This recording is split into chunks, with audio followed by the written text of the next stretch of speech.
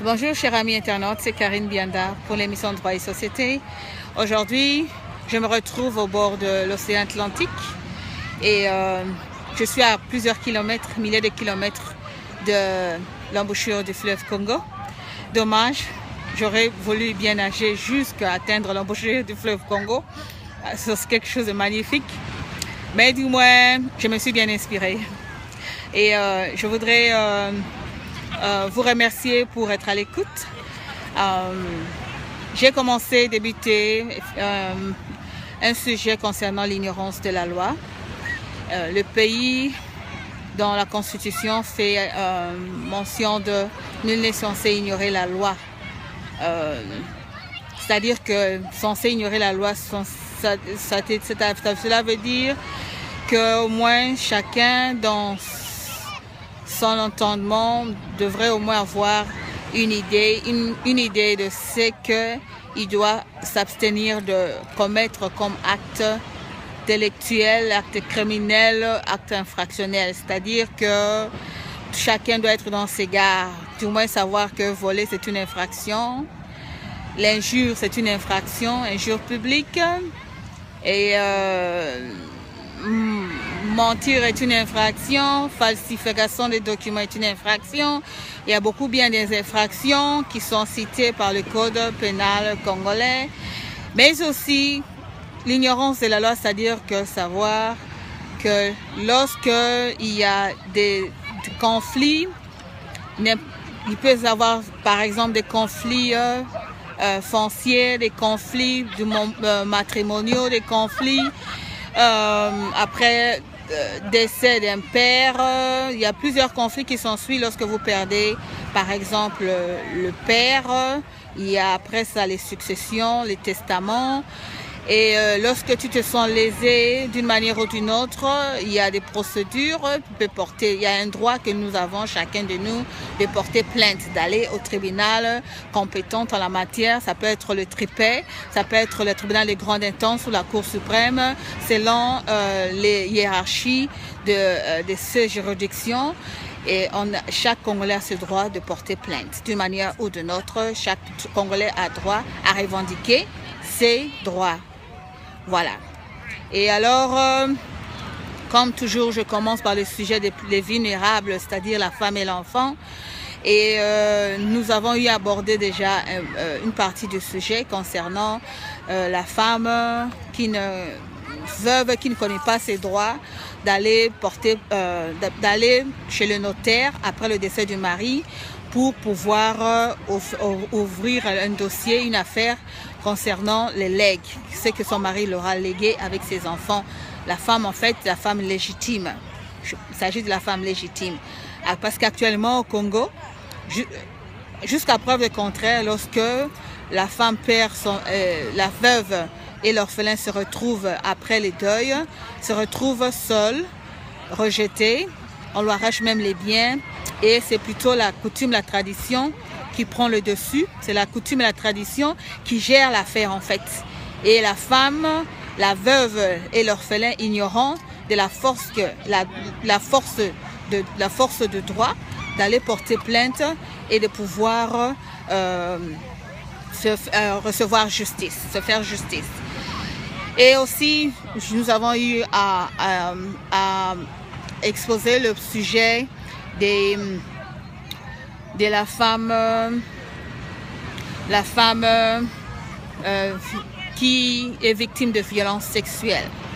Nous avons les violences sexuelles non seulement au niveau de l'Est, au niveau de ces zones sensibles où il y a la guerre, mais nous avons aussi les violences sexuelles au niveau des familles, au niveau de la communauté. Et vu que la femme congolaise, à cause de la culture, la tradition, cette femme ne connaît pas ce droit qu'elle a de pouvoir porter plainte au niveau de la juridiction compétente pour se faire justice, parce qu'elle est lésée lorsqu'elle est violée sexuellement et physiquement. Elle peut attraper une maladie sexuellement transmissible, et aussi sur le plan mental et moral, elle est lésée. Elle a des blessures intérieures, elle souffre, elle est rejetée. Sur le plan de la communauté, elle est rejetée. Elle est rejetée, elle n'est pas considérée à cause de cet acte de violence sexuelle qu'elle aurait été victime ou qu'elle aurait subi. Aussi, nous avons eu à exposer le sujet de certaines régions et tribus qui ont des sujets, des interdits. Par exemple, en cas d'adultère, or la loi prévoit des dispositions concernant l'adultère. L'adultère n'est pas seulement à l'égard de la femme, mais aussi de l'homme. Cela concerne l'homme et la femme, l'adultère. Mais ce qui se passe, c'est que nous remarquons que c'est lorsque la femme commet l'adultère que là intervient la coutume, la tradition, la culture du pays, que cette femme doit être rejetée. On doit faire intervenir, faire des rituels pour pouvoir la punir, la condamner, alors que la loi prévoit des dispositions par rapport.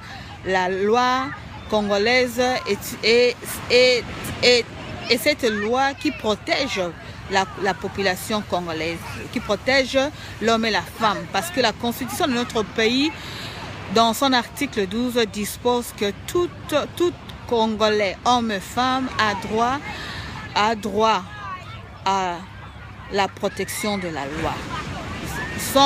L'homme et la femme congolais, nous sommes tous égaux devant la loi et nous avons droit à la protection de la loi.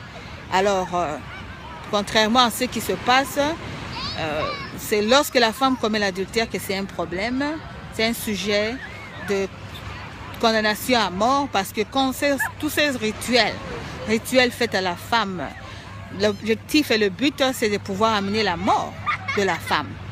Des pratiques coutumières qui, lorsqu'il y aura un caquet, comme on dit dans la langue africaine, mais plutôt quand il y aura un caquet, et si elle a commis l'adultère, elle sera foudroyée, elle sera morte, et la mort va s'en suivre. Alors, selon le droit de l'homme et de la liberté, le fondement de cette le fondement est celui de ne pas condamner à mort la personne, de condamner la personne. C'est l'acte qui est condamnable, l'adultère qui est condamnable, et non la personne. Et je ne vois pas pourquoi est-ce que, concernant l'adultère, concernant toutes ces l'adultère, en fait, la femme devrait subir tous ces rituels, devrait être condamnée à mort. Pourquoi pas condamner aussi l'homme à mort? Parce que tout est adultère. L'adultère, c'est l'homme peut commettre l'adultère, la femme va commettre aussi l'adultère. Alors, voilà ce que nous avons eu à exposer. Et nous avons insisté sur le fait que c'était très important pour la femme. Parce que la femme est tellement, ignorante. Elle est d'abord dans cet état d'ignorance de la loi. Elle ignore ses droits. La femme mariée, veuve ou célibataire, en général, la femme congolaise ignore ses lois et la femme a peur de porter plainte à cause de la peur elle est effrayée de recevoir les répressions des auteurs des auteurs de viols ou de la famille, du mari et ainsi de suite. Nous sommes Congolais, nous connaissons comment ça se passe. C'est cette peur-là qui amène la femme à ne pas s'exprimer, à ne pas prendre cette initiative d'aller porter plainte, ouvrir un dossier au niveau de la cour compétente pour réclamer ses droits. Voilà. Je vous remercie pour ce temps que vous avez eu à pouvoir me suivre. J'ai pensé à ce sujet parce que cela ne sert à rien vouloir changer de classe politique tant qu'on ne va pas aussi à la base.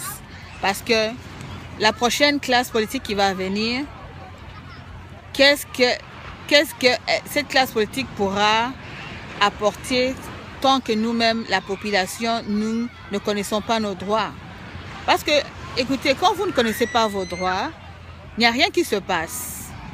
Parce que si personnellement, toi, un individu, tu as un problème, tu as un conflit en famille, dans la société, dans la communauté, et tu ne sais pas t'exprimer, personne ne pourra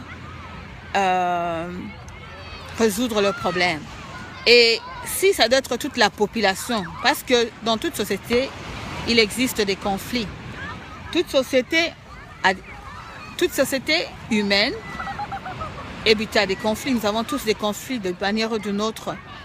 Il y a des conflits parcellaires, il y a des conflits, les mariés ont des conflits, il y a au niveau du travail, au niveau professionnel, il y a des conflits qui doivent être réglés. Et pour tous ces faits-là, pour tous ces conflits, il faudrait bien commencer les démarches, entreprendre les démarches, d'aller porter plainte, d'aller auprès du tribunal compétent, de la juridiction compétente pour pouvoir se faire justice. Alors, si cette population qui doit avoir des dirigeants, qui doit être soumis à des dirigeants et ne connaissons pas ses droits, imaginez quel genre de société nous serons, parce que la classe politique connaît ses droits et ses obligations. Et si, par exemple, la classe politique ne remplit pas ses devoirs et ses obligations, et toi et nous qui sommes la population, nous ne connaissons pas nos droits et obligations, et ce n'est qu'une minorité de la population qui connaît ses droits et obligations, ce sera toujours les mêmes problèmes que nous aurons au pays. Alors, il est temps, c'est le moment pour nous qui sommes la population d'être éduqués, de connaître nos droits, nos obligations. Vous voyez, même dans ces pays étrangers, tout le monde en parle. Oh voilà, la Cour suprême a pu accepter, voter pour les mariages des homosexuels. Voilà, parce qu'ils connaissent leurs droits.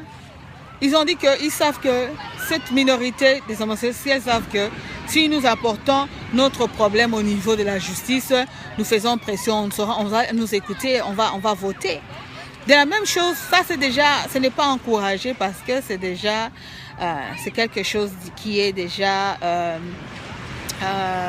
bon, selon les croyances et les doctrines de chacun, la majorité en fait, parce que déjà, je ne pense pas que l'Église catholique approuve les mariages des homosexuels, mais je voudrais juste mettre une parenthèse que lorsque vous connaissez vos droits, vous pouvez vous battre pour qu'il y ait des changements des lois, pour qu'il y ait de nouvelles lois aussi votées dans le pays en faveur de nous-mêmes, la population. Quand bien même il y a la Constitution, parce qu'on est borné sur la Constitution du pays, c'est que la Constitution dit, et la classe politique, les acteurs politiques jonglent la Constitution, jonglent les lois de notre pays comme bon leur sont, parce qu'ils profitent de notre ignorance. Alors j'ai voulu commencer par les lois organiques. Les lois organiques, les lois, par exemple, qu'est-ce qu'une loi organique? Nous avons par exemple le Code de la famille constitue une loi organique. C'est celle qui régit les rapports entre la famille. Voilà, par exemple. Si déjà nous trouvons des failles dans le Code de la famille et nous commençons par revendiquer ces failles, et aussi si nous connaissons aussi des lois qui sont favorables à nous, la population, nous devons mettre en application, mettre en pratique ces lois. Porter plainte, par exemple. Quand tu es vicié, quand tu as été lésé, tu dois porter plainte. Quand tu as injurié, un injure public, tu portes plainte. Ce sont des petits faits comme ça qui feront qu'il y aura un développement dans notre pays. Lorsque votre patron vole, personne ne parle. Tout le monde s'associe parce qu'on a peur de quitter le boulot. Voilà. Alors que il faut qu'on plaigne, il faut se plaindre. que vous n'êtes pas payé, il faut se plaindre qu'on n'est pas payé parce que chacun a droit à un salaire. Lorsque tu travailles 8 heures par jour, que ce soit au niveau d'un travailleur du gouvernement ou privé, si tu n'es pas payé, il faut porter plainte. Tu dois être payé. Alors, les gens laissent ça à la légère, les gens ne portent pas plainte parce qu'il y a des excuses comme toujours. Nous avons toujours des excuses que non, la loi, il y a au tribunal.